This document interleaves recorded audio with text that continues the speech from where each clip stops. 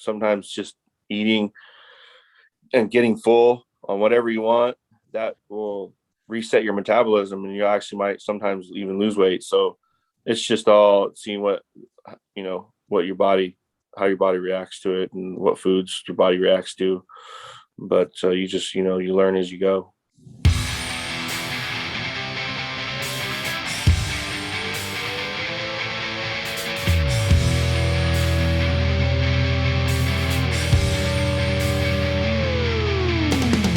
Hello, everybody, and welcome to the supersetyourlife.com podcast, your weekly dose of inspiration, entertainment, and education to fuel your life inside and beyond the gym.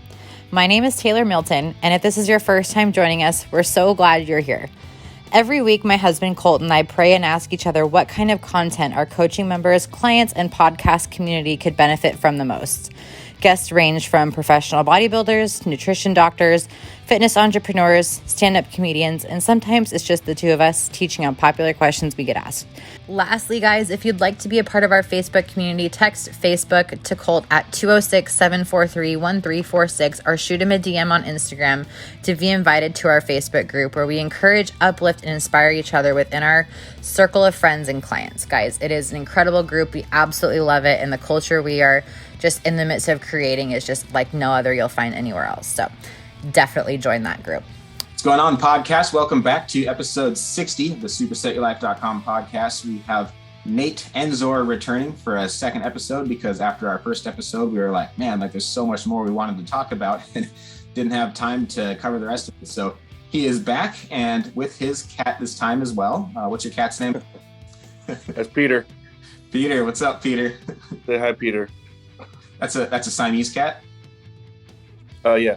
Oh man, I love cats, especially Siamese cats. I used to have one. He just is. He's a friendly cat, man. Even with our older cats, he just follows them right in the door, and he is just a friendly cat. Yeah. Well, we when we do our third one, we need to do it in person so I can pet him. But anyway, yeah, definitely.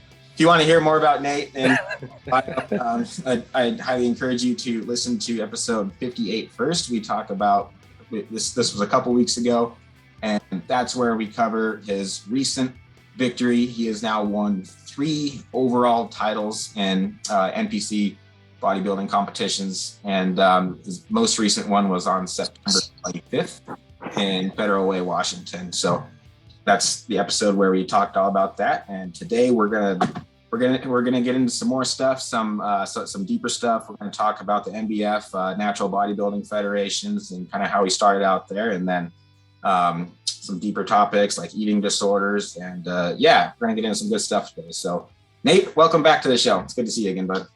Thanks, Colt. Thanks for having me. Glad to be here. Yeah, awesome, my man. So where did it all start from you? At NANBF, we were just talking about it before we started recording.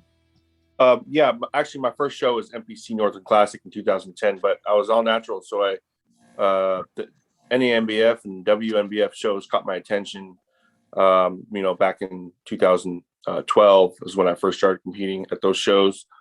The first show I did was Kevin and Linda James's show, which was the Washington State all natural in Edmonds.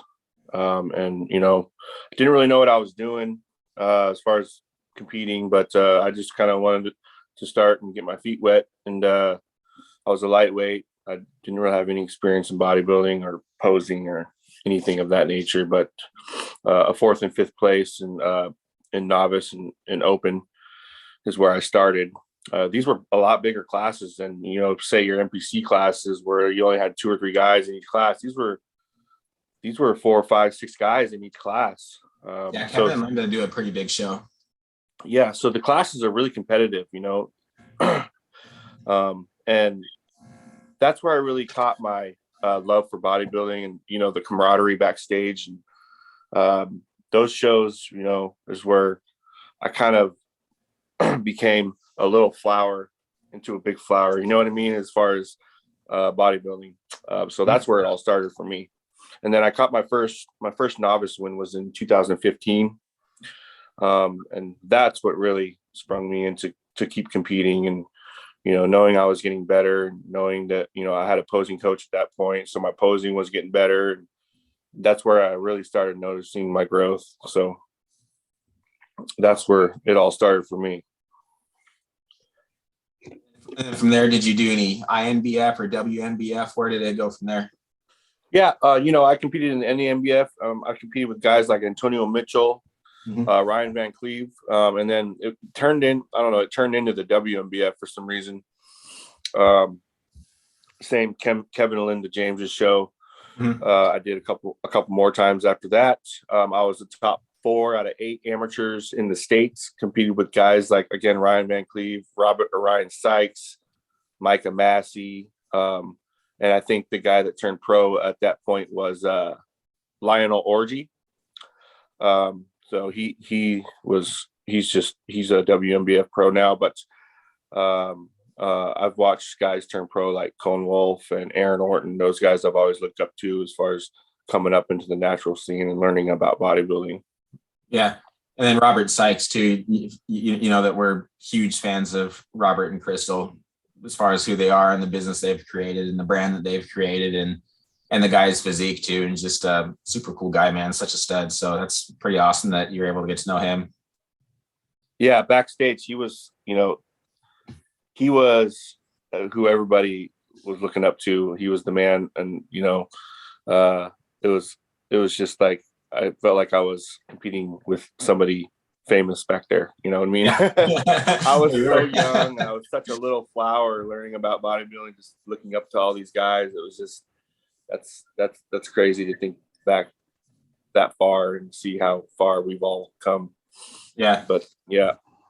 And I think that's big in anything, but in particular, bodybuilding is where I've seemed to notice it the most is, where it all started for me was some dude in the locker room was like, hey, and I was like, yeah. And he's like, you got a lot of potential, just like your bone structure and everything. Like, I'm just like, I've seen it happen before, man. You just have genetic potential to put some good muscle on and have a good physique someday. And I was like, thanks. And like, I have no idea who that guy was. I've never seen him again. I wish I could run into him and recognize him or something. I'd just give him a huge hug because those words that he spoke to me just, I don't know what it was. It just casted a vision for me.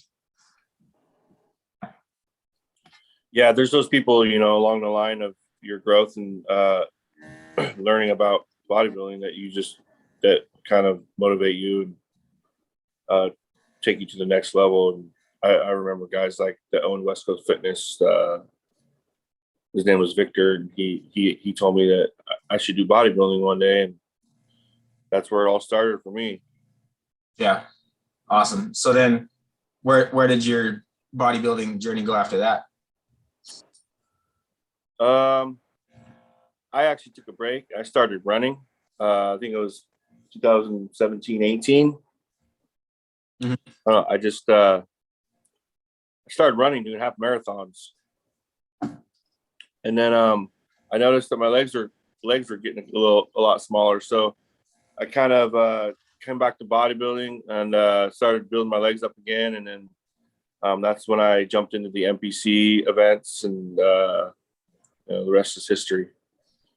Seems to be an ongoing debate between whether running is catabolic to your legs or whether it's okay and it's just like any other type of cardio. I was wondering if you had any experience on that. Well, I had, running for me is just like you get that runner's high after, running so many miles, but I did get quite the leg pump. But I think over time, it does eat your muscle. Running 13 miles, 7, 8 miles, 10 miles a week. It does eat away at the muscle in your legs. It has a whole different athletic effect to your whole body. I didn't really have to concentrate on my diet as much because the running, I think, burns so many more calories than bodybuilding does. But it's a whole different culture. It's a whole different exercise. It's a whole different deal when it comes to your body and your body structure. The amount of calories that are burned during a weightlifting workout gets very over dramatized. It gets very glamorized. I was listening to Greg Doucette. Some people like him, some people don't. But if you can if you can handle the intensity, the content is very, very good, and the science is very, very accurate and very, very helpful. And he has this recent video explaining how you don't burn near as many calories during the workout as you think you do, in comparison to the cardio that you do before and after it. Yes, there is an afterburn. Yes, it puts you in an anabolic state when you lift weights, but that's very, very minimal in comparison to the calories that are burned during cardio. Now, I hesitate to say that because so many people, when they lose weight, and you've probably seen this a lot, is they just go straight to the cardio and avoid the weights. And then what happens is they end up losing their muscle. So the importance of weightlifting isn't to burn extra calories so much as it is to maintain and preserve and continue to build that muscle, so that when you do the cardio, it's optimized and long term, especially when you have more muscle, then your metabolism's higher and you're burning more calories just sitting there. You know, like you and me are burning more calories right now just talking than the average person is, because we've put time into developing skeletal muscle tissue. Right. And then running, you know, there's different exercises. I started running a couple miles every other day, and then I started running a few miles every other day. And then I just worked up to, you know, in 3 or 4 months, I was running half marathons, and then I trained for a half marathon. And then I only ate, you know, 4 or 5 times a day, but I just felt like the diet was so much easier. You know, you didn't have to really concentrate on what you ate. You kind of ate what you wanted when you were hungry. But the diet just was not as critiqued as a bodybuilding diet was per se. But yeah, I really enjoyed running. And I think when I get older, one day I'll start running again when I'm done with bodybuilding, if I ever get done with bodybuilding. But fitness will always be a part of my life, no matter what I'm doing. You know what I mean? Mm-hmm. I found that it's not necessarily the best for, like, obviously it's not super optimal for leg mass, in particular the thighs. But yeah, interesting that I found when I started running more over the summers, like obviously I'm not really running in the winter, but when the summer comes out, I like to get out and get in the sun and everything. And it's just like you, like it puts you in a meditative state. And something about running, man, it's different. Like it's different than other types of cardio. It's different than being in the gym and just plugging away in the treadmill or the stairmill or whatever. When you can get outside and get into God's country and everything and take some deep breaths of air and get that sun on your face, it does something different to you, and I absolutely love it when I do it. When the times that I do run, but what I did find is calf raises. All right, so like I'll put 5 plates on the seated calf raise, and I can get about 15 reps out of that, and that's like normal and kind of a tough spot for me to break past just genetically for my calves. And then I'll take a couple weeks off and not even do it and just go running for a couple weeks, and I'll come back and I'm freaking knocking out 20 reps on it. That's it sounds like you're just resting your calves a lot longer. So, you know, that might have something to do with it too. Right. But like after those runs too, like especially if I haven't ran in a while, my calves are just shot, and then they come back twice as strong. Yeah. I think running for me is just getting up early when it's dark out and listening to the roosters and the no traffic on the streets, just listening to the open air. You're up in Bremerton too. Yeah, you're up in Bremerton too, so you got a little more of that nature than we city people do here in Vancouver. Sometimes, yeah. There's always places to go and find that, you know, are a lot quieter, and then you can run on the road too. But no matter what, at 3 o'clock in the morning, there's not going to be many cars on the road, so it's nice and peaceful. Yeah, and you and me too. The nice thing about our training is most of it is done in our own houses, so definitely can't complain about the commute on that one. Right. Speaking of which, that cable attachment, I like how you had the video of tying a knot in the middle of it. As soon as you did that, I was like, oh, that's genius. And so I did that too. I was like, wow, okay, so you could use it like as a long rope, you could use it as a short rope, and yeah, that's well, it's still very long with a knot in the middle. I need to get on your YouTube and figure out different ways to use it. But I did blast my arms with it last week, several different ways. And, you know, that seemed to be the way to work for me, being able to use it different ways with the knot in the middle. Yeah, I appreciate you sharing that on Instagram too. Some guy hit me up late last night, and I don't know how he found us, but he probably heard about it on the podcast or like follows you or something. So good stuff, man. Thanks for the glutamine purchase too, by the way. How did you like those grape flavored aminos? The grape was tasty. Usually grape, you know, most grape powders and supplements do not taste good to me. And this one was like, it tasted like a sweet grape Jolly Rancher to me. It was tasty. That just tells you that their other products are probably going to be good too. You know what I mean? Yeah. We've been taking a poll of what products people want on our next shipment too. So we've been with this company for 2 months now, and that is our third shipment. So we're getting ready to make our fourth one. And I've never been a big fan of BCAAs just because you know how overrated BCAAs are. I mean, like, are they helpful? Yeah. But like, if you're on a tight budget, it's like, okay, you should start with pre-workout. You should start with protein and make sure that you're hitting your protein. If you don't need protein powder, if you're getting enough protein from meat, then great. But a lot of people aren't. So protein can be really helpful. But one shake a day is pretty much all I do as far as protein powder. You know what I mean? That's going to be right after your workout for that instant digestion. You know what I mean? Yeah. See, I take my protein shake immediately before my workout because I find that it digests super fast and easy. I'm not like feeling it in my stomach, especially if it's a good isolate. But we've just had so many people saying that they want BCAAs, and like, okay, I don't typically take them, but I guess I'm going to start if everybody else is. You know, why not? Well, you know, BCAAs is the top 3 or 4. You know, you got your pre-workout and your pump. Mm-hmm. Those are my top 3, and your glutamine for recovery. I mean, you got to have those. Those are your essentials.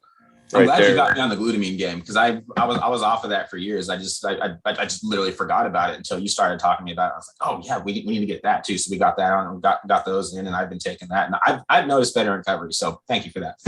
Yeah, and you know, if anybody's looking for a phenomenal pre-workout with a stimulant and a pump in it, you know, you can go to TennesseePre.com and order their product too. They have a Tennessee Pre with everything in it: BCAAs, glutamine, creatine, everything all in one. And they also have they have a blend which is called Tennessee 10 with the higher stim, higher pump, no creatine, no BCAAs, so you can add your own stuff to it. There's a couple options there, and they also have a whey protein concentrate too. So you have to get me some of that, because especially if it's from Tennessee, I'm really hoping, and I'm sure they have to have some sort of like a Tennessee sour mash flavor or something. But they're coming out with the Rocky Top Orange on the Tennessee pre-workout, and then their Tennessee 10 flavor is a Smoky Mountain Lemonade. So they're really tasty. They're phenomenal pre-workouts. You know, I don't train without them. I try other stuff here and there, but it's definitely it's a mainstay in my pre-workout. Nice. I just finished up a half scoop of Taylor's Alani pre-workout. Have you heard of that? And like all these girls are like obsessed. My girl drink she has their energy drinks. Yep.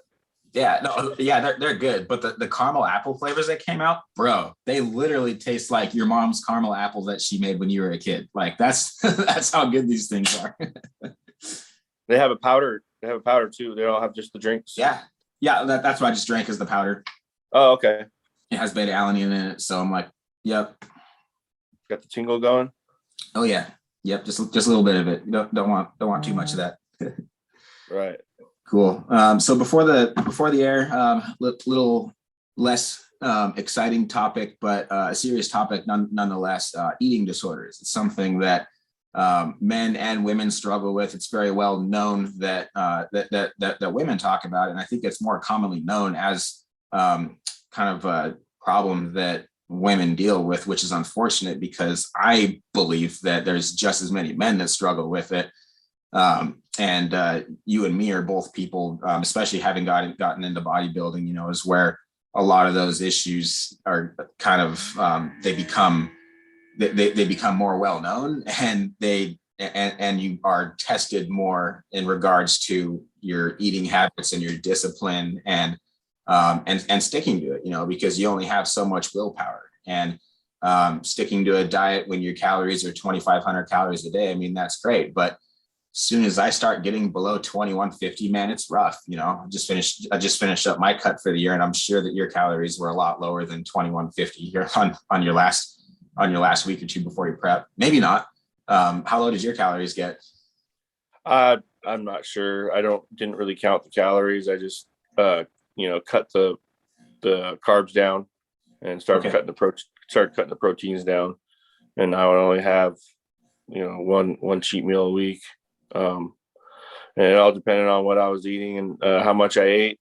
That would all depend on that would reflect the training that I did, the cardio that I did. If I ate a little bit too much, I would do more cardio, but it's typically you're not supposed to be doing that, but that's just how it works for me. And sometimes I would fast for 10 to 12 hours and get up and do my workout and cardio if I had to, but that's just it worked for me. So but you start developing, you get so hungry, you start developing those eating habits, and it's just I think it's more of a problem in bodybuilding than people actually realize.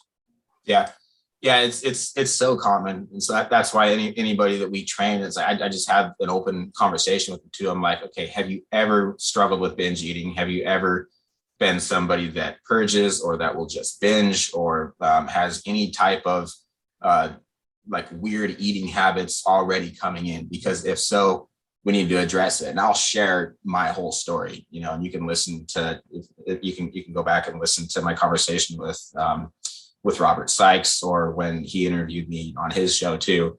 And I told my whole story there. So there's no reason to really go any more into that, but I just want people knowing where I've come from too. And so they feel comfortable coming to me just for help if and when that time does happen. Because that last month when you want to win so bad and you're getting so shredded, which we can be honest is not healthy. I mean, the level of leanness that you brought to that last show, man, I mean, bro, like there was certainly not a single competitor there that was more conditioned than you. That's for sure. You were 100% dialed in. And being that lean is just not a healthy thing sustainably long term. We can all agree. Right. Very, very intense sport. And when you're looking in the mirror and critiquing yourself with a microscope like that, long term, it can really do some things to your head. So how have you gotten past that and developed some, I guess, ways to continue to excel in the sport of bodybuilding, but not be a slave to those old habits and cravings, things that aren't in your meal plan? I think what works best for me is staying somewhat lean all year round. Mm-hmm. So I will have a shorter prep, which in turn it'll go by a lot faster, and it's just like pretty much a cookie cutter deal, 3 months out, where I'll start dieting and then I'll just start subtracting and I would just shrink down and get that timing just right. So I go into the show just the way I want, you know what I mean? I think that's what's most important for me.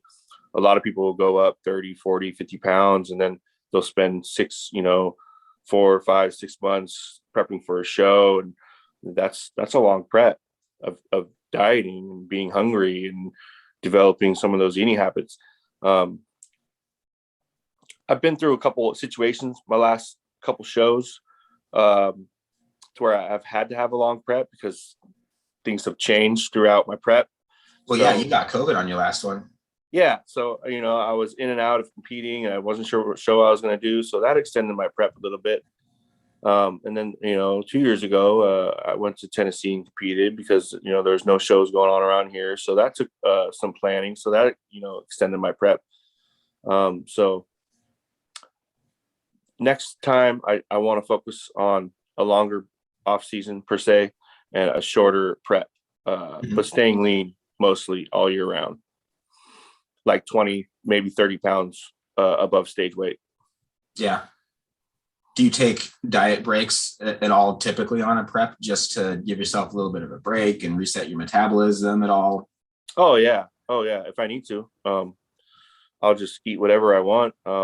Sometimes just eating and getting full on whatever you want, that will reset your metabolism, and you actually might sometimes even lose weight. So it's just all seeing what your body, how your body reacts to it, and what foods your body reacts to. But you just, you learn as you go. Yeah. Something that I really learned from talking with you when I first met you, and through our last conversation and from this conversation, has been your intuitive approach. Instead of having a pre-planned, regimented, like, I'm going to eat this many calories until I stop losing weight. Okay, then I'm going to drop it to this many calories a day, having there be no wiggle room.